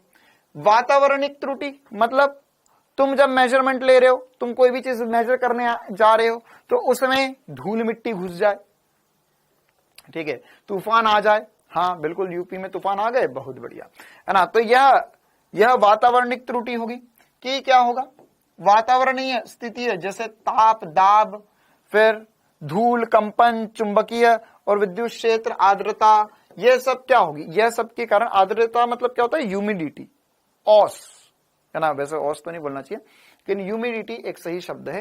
पानी में एयर मॉलिक्यूल्स बढ़ जाते हैं तो उसे ह्यूमिडिटी बोलते हैं। ठीक है, तो यह सब कुछ होगा तो इसे वातावरणिक त्रुटि कहेंगे। आसान सी बात। तीसरा प्रेक्षणात्मक त्रुटि, भगवान की असीम कृपा थी, भगवान की असीम कृपा थी कि उपकरण भी सही चल रहा था, वातावरण भी सही था, लेकिन ये सब अभी नोट नहीं करना, अभी बस इतना लिख लो क्रमबद्ध, उसके नीचे तीन नाम लिख लो, बाकी इनकी डेफिनेशंस बाद में लिखना, जगह छोड़ दो कॉपी में ना। फिर ये तीसरी बात, भगवान की असीम कृपा से सर मेजरमेंट भी सही था, जैसे मान के चलो ओम नियम का एक्सपेरिमेंट, ओम के नियम का एक्सपेरिमेंट किया कक्षा 10वीं में कभी तुम लोगों ने? वो अमीटर लगाते, वोल्ट मीटर लगाते, प्रतिरोध लगाते, तार वार जोड़ते, बैटरी वैटरी लगाते। भगवान की असीम कृपा से सब कुछ सीख था, स्कूल में सब कुछ मिल रहा था, स्कूल वाले लैब में ले भी गए, उसके बाद में सब कुछ चल भी रहा था, लेकिन बाकी सब तो ठीक है, हमने ही कर दिया गुड़ गोबर, है ना, हमने देखने में गलती कर दी। इस प्रकार की त्रुटि उपकरण को अनुपयुक्त तरीके से देखने या प्रेक्षण लेने में असावधानी के कारण होती है। सब कुछ अच्छा भला था, लेकिन तुमने देखने में गलती कर दी, है ना। वहां लिखा हुआ है, साफ अक्षर में लिखा है भाई 0.2 लिखना है, पता नहीं तुमने क्या खा लिया, तुम्हें 0.2 की जगह 2.0 लिख लिया। तो यह सब क्या है? यह प्रेक्षणात्मक, देखने में गलती कर दी तुमने, ठीक है। या अगर एक बीकर था, है ना, बीकर में या केमिस्ट्री का एक्सपेरिमेंट कर रहे हो, टेस्ट ट्यूब वगैरह, उसमें तुमने देखा, या मेजरिंग फ्लास्क में तुमने देखा, अच्छा इतने लीटर है या इतने ml है। अब उसमें अगर तुमने, एक टेस्ट ट्यूब है, उसमें यहां तक लिक्विड भरा हुआ था, अगर तुम सीधे सामने से देखोगे तो तुम्हें सही दिखाई देगा, यहां से देखोगे तो तुम्हें रीडिंग और कुछ दिखाई दे जाएगी, इधर से देखोगे तो कुछ और रीडिंग दिखाई दे जाएगी, ठीक है। तो उसमें तुमने ही गड़बड़ कर दी, तो ये क्या होगा? यह क्या है? यह प्रेक्षणात्मक त्रुटि हो गई। तो तीन प्रकार की, क्रमबद्ध में तीन प्रकार की त्रुटि। इसी प्रकार से यादृच्छिक त्रुटि, जैसे अंग्रेजी में कहते हैं रैंडम एरर, रैंडम एरर,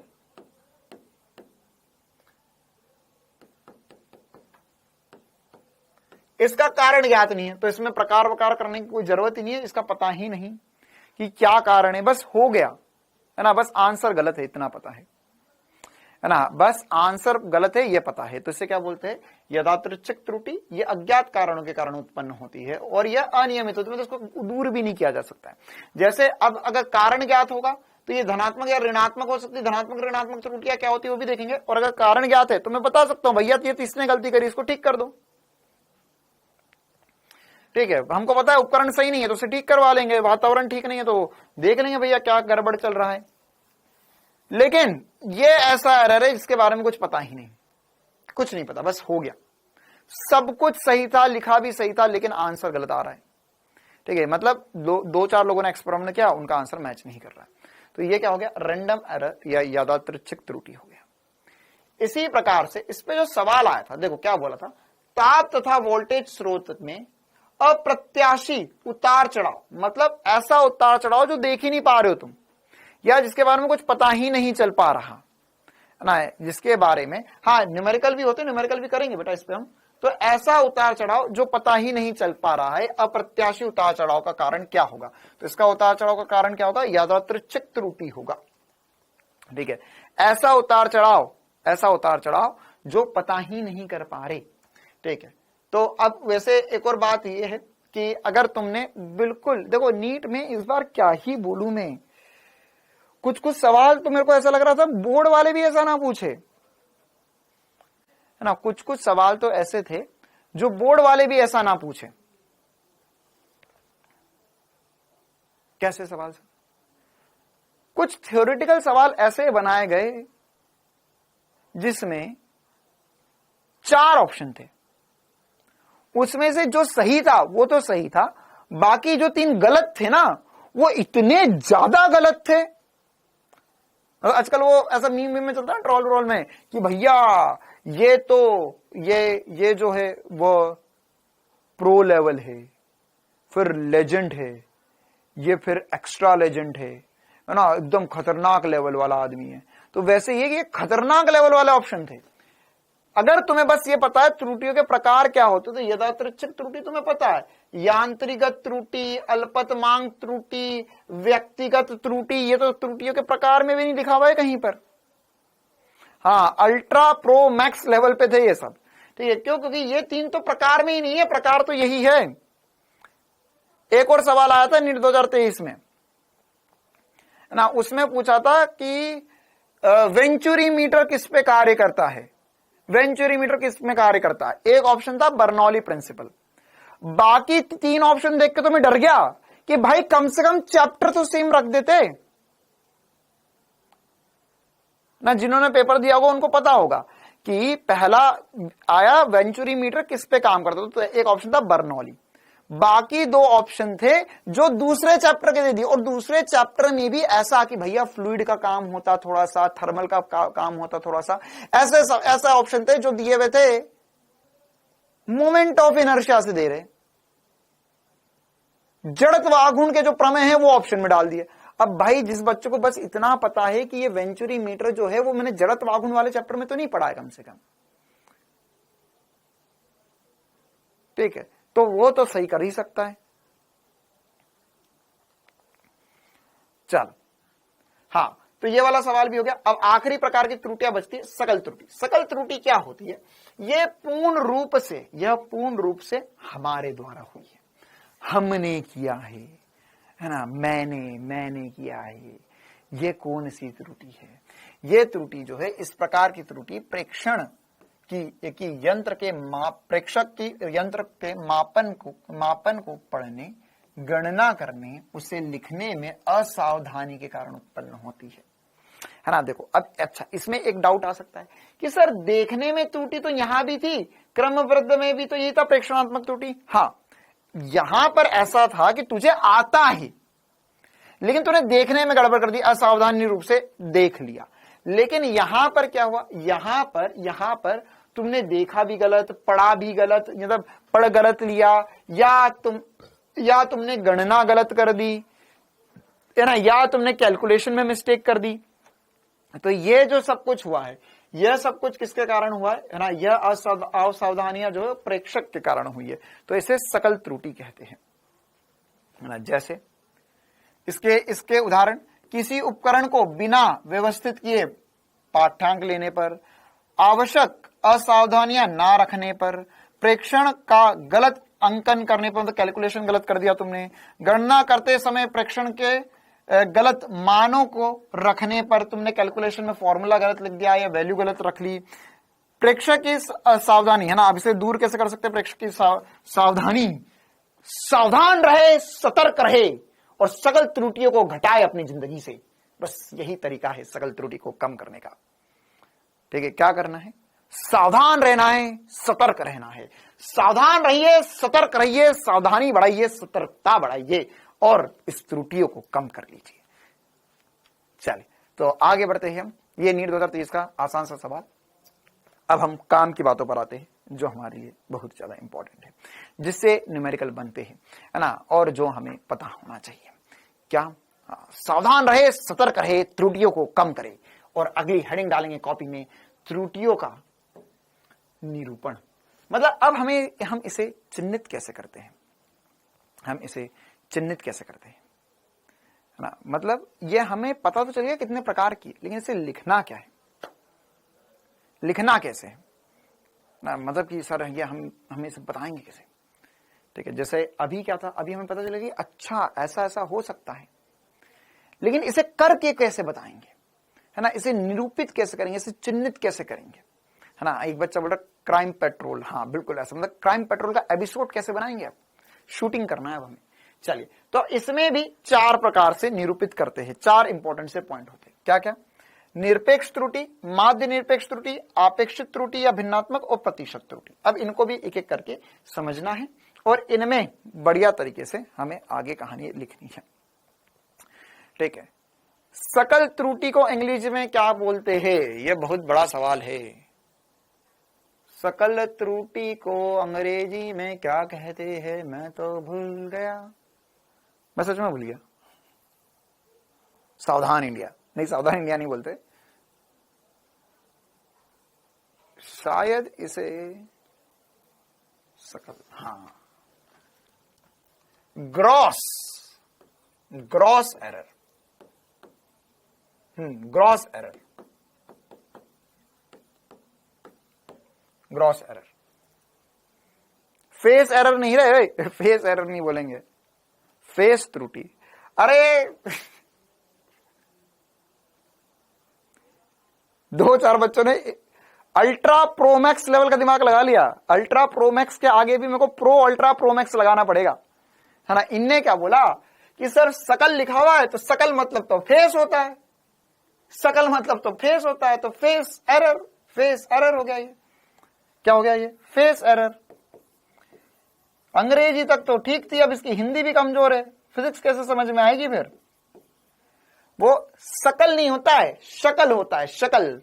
तेरी शकल खराब नहीं है, तोतला तोतलेपन कर मत बोला करो। शकल खराब नहीं, उच्चारण सही से करो। शकल खराब है तेरी, शकल। तेरी शकल बैंगन जैसी है, तेरी शकल बैंगन जैसी नहीं है, तेरी शकल बैंगन जैसी है। श शक्कर का, स सपेरे का, हाँ यहां लिखा है सपेरे का, और वो क्या है? श शक्कर का, शकल। बहुत ही बढ़िया। अब तो मुझे 2 साल लगेंगे। क्यों? देखो तो स और श में भी अंतर नहीं पता। हाँ, शकल खराब है तेरी, शकल। शकल खराब नहीं होती है। ये घंघोर बायोलॉजी वाले हैं सबके सब। देखो इनने याद ही कर लिया, स और श को गोली मारो, सकल होता है। हाँ, सकल, सकल, चलो सकल। हाँ, अब निरपेक्ष त्रुटि, माध्य निरपेक्ष त्रुटि, आपेक्षिक त्रुटि और प्रतिशत त्रुटि क्या होती है, ये सब समझना है हमें। ठीक है, तो यहां पर निरपेक्ष त्रुटि। अब सबसे पहली बात तो क्या होता है, इस कार्यक्रम को हम एक एग्जाम्पल से समझते हैं। अच्छा चलो एक काम करते, मैं आपको समझा देता हूं, फिर इसको एक एग्जाम्पल से हम एक ब्रेक ले लेंगे, फिर एग्जाम्पल से हम इसको आगे समझेंगे। ठीक है, तो पहले मैं समझा देता हूं निरपेक्ष त्रुटि होती क्या है। तो क्या होता है कि अगर मान के चलो तुमने कोई भी भौतिक राशि को मापा, कोई भी तुमने आंसर लेकर आए, आंसर लेकर आए। ठीक है, अब आंसर लेकर आए, तो अब एक आंसर लेकर आए तुम उसमें, तो जो वास्तविक आंसर था, जो सही आंसर था, और जो तुम लेकर आए, उन दोनों में डिफरेंस जो है उसे हम निरपेक्ष त्रुटि कहते हैं। क्या कहते हैं? निरपेक्ष त्रुटि। किसी भौतिक राशि के मापन में निरपेक्ष त्रुटि भौतिक राशि के वास्तविक मान और मापे गए मान के अंतर के परिमाण के बराबर होता है ना, कि जो वास्तविक मान था और जो मापा गया मान था, इन दोनों में जो अंतर होगा उसे हम निरपेक्ष त्रुटि कहेंगे। क्या कहेंगे? निरपेक्ष त्रुटि कहेंगे। इसी प्रकार से माध्य निरपेक्ष त्रुटि क्या होती है? माध्य निरपेक्ष त्रुटि, तो देखो अब क्या होता है कि अगर तुमने, है ना, अगर तुमने एक से ज्यादा बार मापन लिया, एक से ज्यादा बार माप लिया, या तुमने एरर को, मतलब जैसे तुमने सोचा कि मेरा आंसर गलत कैसे हो गया, मैं फिर से करूंगा, फिर तुमने अभी भी गलत आ रहा, मैं फिर से करूंगा, फिर भी गलत आ रहा, फिर से करूंगा। तो यहां पर अगर तुमने एक बार आंसर निकाला, तो तुम्हारा वास्तविक आंसर और रियल आंसर में जो डिफरेंस था उसे निरपेक्ष त्रुटि बोला। अब तुमने 5-6 बार कैलकुलेशन करे, कितनी बार करे? 5-6 बार तुम कैलकुलेट करते रहे, अरे ये भी निकालू, ये भी निकालू, 5-6 बार तुमने आंसर निकाला। फिर उसके बाद में तुमने सोचा कि यार ये हर बार आंसर अलग अलग अलग आ रहा है, तो तुमने सोचा कि मेरी त्रुटि कितनी, मेरी त्रुटि कितनी, तो उसके लिए तुम क्या निकालोगे? माध्य निरपेक्ष निकालोगे। देख, एक तो आंसर कितना आना था और कितना आया, उन दोनों में डिफरेंस। जैसे आंसर आना चाहिए था 2.32, तुम्हारा आंसर आया 2.15, तो इन दोनों को माइनस किया तुमने, कितना आया? ये आ गया सर 0. है ना, कितना आ जाएगा? 0.5427। ठीक है, तो यहां पर अब ये आंसर तो तुम्हारा आ गया, ठीक है, 2.17 आ गया, सॉरी 17। तो ये तो तुम्हारा आंसर आ गया, ये तुमने डिफरेंस निकाल लिया, तो ये क्या होगी? तुम्हारी निरपेक्ष त्रुटि होगी। ठीक है, अब ऐसे ही अगर तुमने 2-4 बार कैलकुलेशन किया होता तो सब में तुम्हारी अलग अलग अलग अलग त्रुटि आती, तो उनका एवरेज ले लो, उनका एवरेज लो, मतलब उन सबको जोड़कर डिवाइडेड बाय n कर दो, मतलब 5 थी तो डिवाइडेड बाय 5 कर दो, तो उन सबका औसत मान किसी राशि के मापन में प्राप्त सभी प्रेक्षणों को निरपेक्ष त्रुटि के परिमाणों का समांतर माध्य होती है ना। समांतर माध्य मतलब एवरेज ले लो, एवरेज ले लो इन सबका। इसी प्रकार से आपेक्षिक त्रुटि क्या होती है? आपेक्षिक त्रुटि होती है, अच्छा ये दोनों सभी को समझ में आ गए। इस पे अभी हम एग्जांपल करेंगे, क्वेश्चन भी करेंगे, इस पे भी हम एक क्वेश्चन करेंगे इस पे हम। ठीक है,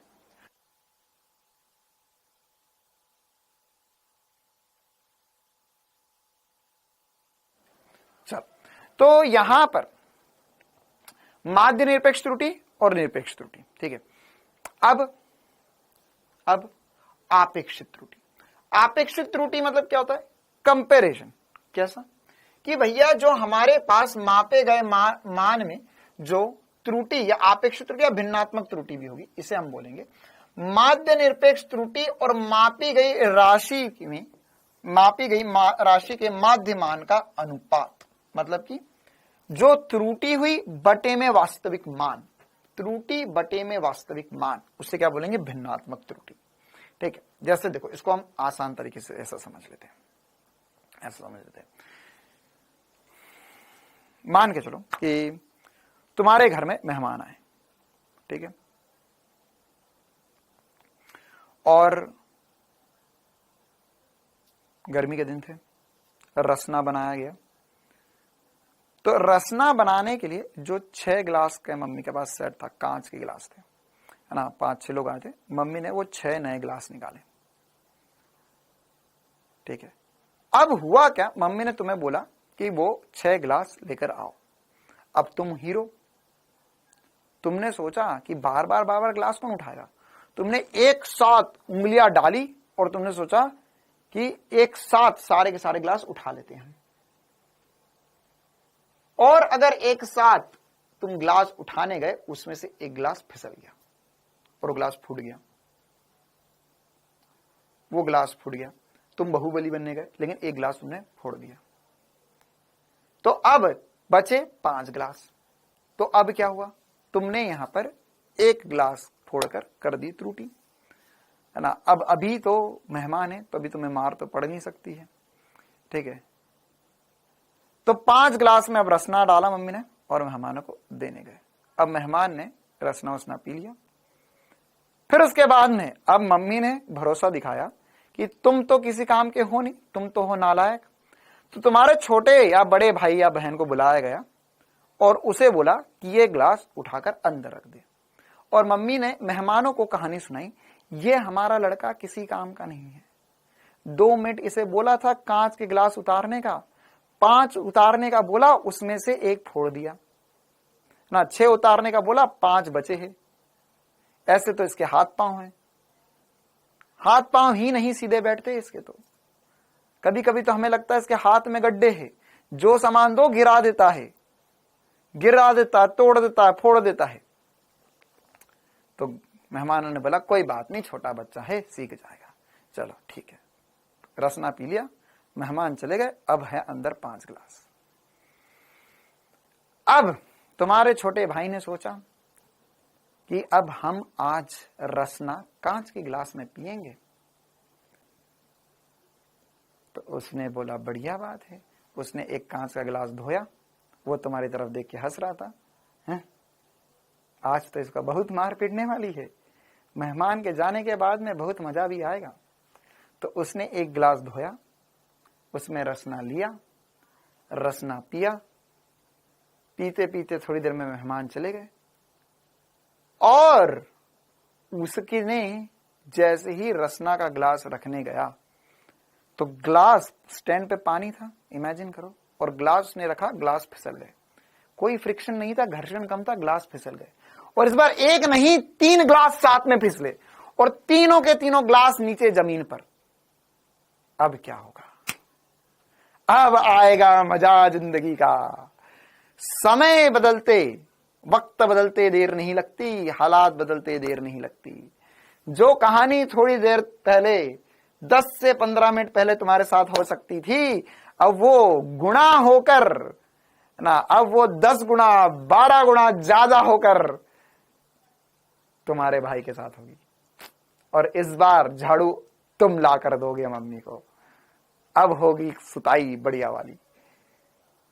मतलब क्या हुआ कि अगर कहानी का मतलब क्या हुआ कि एक गिलास अगर तुमने फोड़ा तो वो तुम्हारी गलती थी, वह तुम्हारी निरपेक्ष त्रुटि थी। लेकिन तुम्हारे भाई ने 3 गिलास फोड़े तो वो उसकी निरपेक्ष त्रुटि है। इसको आपस में कोई ज्यादा लेना देना नहीं है, तुम्हारी गलती, उसकी गलती, अलग अलग गलती। लेकिन अगर मैं ये देखना चाहूं कि पिटाई किसको ज्यादा पड़ेगी, सुताई किसकी होगी, तो किसकी ज्यादा सुताई होगी? किसकी ज्यादा सुताई होगी? सर जिसने ज्यादा ग्लास फोड़े, मतलब क्या हुआ कि उसकी त्रुटि ज्यादा थी। हाँ, लेकिन अगर मैं कंपेयर कर रहा हूं, दोनों को कंपेयर कर रहा हूं, आपेक्षित त्रुटि जो होगी वो किसकी ज्यादा होगी? आपेक्षित त्रुटि तो सर छोटे भाई की ज्यादा है, उसकी सुताई ज्यादा होगी। तो आपेक्षित त्रुटि क्या है? एक्चुअल में आपेक्षित त्रुटि क्या है? आपेक्षित त्रुटि जो है वो कितनी गलती करी बटे में वास्तविक मान कितना था। जैसे तुमने एक ग्लास फोड़ा, थे 6, उसने 3 ग्लास फोड़े, थे 6। मतलब तुम्हारा तो 1/6 का ही है, लेकिन उसने 3/6 की गलती करी है ना। मतलब कि उसने, उसकी आपेक्षित त्रुटि ज्यादा हो गई, उसने ज्यादा बड़ा पाप कर दिया है। पापी तो दोनों हैं, कुटाई तो दोनों की होनी चाहिए, लेकिन तुम बच जाओगे, इतना पक्का है। ठीक है, तो ये क्या होता है? यह आपेक्षित त्रुटि होती है। इसी प्रकार से प्रतिशत त्रुटि क्या होती है? प्रतिशत मतलब प्रतिशत निकालना। जैसे तुम्हारी हुई थी 1/6, तो इंटू 100 कर दिया, मतलब कुछ नहीं है, आपेक्षित त्रुटि को इंटू 100 कर दो। जब आपेक्षित त्रुटि या भिन्नात्मक त्रुटि को 100 से गुणा कर दिया जाए, प्रतिशत के रूप में लिखा जाए। जैसे उसने करे थे 3 ग्लास फोड़े, तो 3/6 इंटू 100। ठीक है, तो ये क्या हो गया? ये प्रतिशत त्रुटि हो गया। क्लियर है मामला? आई बात समझ में? हाँ, 5 बचे थे तो उसमें से 3 फोड़ दिए गए। अच्छा, ये वाली जो कहानी अभी मैंने सुनाई, अपनी मम्मी को मत सुनाना, ठीक है? वरना तुम्हारे साथ कुछ दुर्घटना हो गई घर में, क्योंकि हो सकता है कि ये वाली कहानी सुनकर तुम्हारी मम्मी को कोई ऐसी बात याद आ जाए जिसकी अभी तक तुम्हें सुताई मिली नहीं थी ना, जिसकी कुटाई से तुम बच गए थे। तो फिर किसी पुरानी बात पे तुम कुटाई खा जाओ तो मैं जिम्मेदार नहीं हूं उसका। हाँ, 3/5 नहीं, मैंने ऐसा सोचा कि 6 ग्लास में से 1 फोड़ा, 6 में से 3 फोड़े, ठीक है, टोटल 4 फुट गए। ठीक है, तो अभी 10 मिनट का ब्रेक लो, और अगर तुमने ये वाली क्लास अभी बिना हेडफोन लगाए देख ली तो भाई वो तुम्हारी गलती है, मैं कुछ नहीं कर सकता। ठीक है, अब अगर तुम्हारे घर में यह कहानी किसी ने सुन ली है तो 15 मिनट का ब्रेक है। सावधान रहना, सतर्क रहना। 15 मिनट अपनी कुर्सी से उठना मत, उठो तो हेडफोन लगा के जाना, ताकि घर वालों को लगे कि क्लास चल रही है अभी भी।